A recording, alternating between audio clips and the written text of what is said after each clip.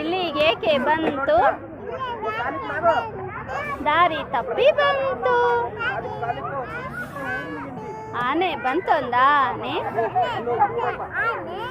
ಯಾವೂರಾನೆ? ಸಿಂಗಾಪುರದ ಆನೆ. ಇಲ್ಲಿಗೆ ಏಕೆ ಬಂತು? ಯುವಿಕು ನೋಡಕ್ ಬಂತು. ಬಾ ಹೋಗೋಣ.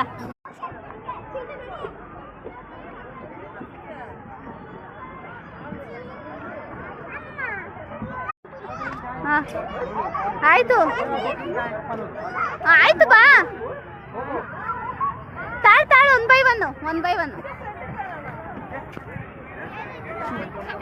ನೆಕ್ಸ್ಟ್ ಕೂತ್ಕೋ. ಬಾ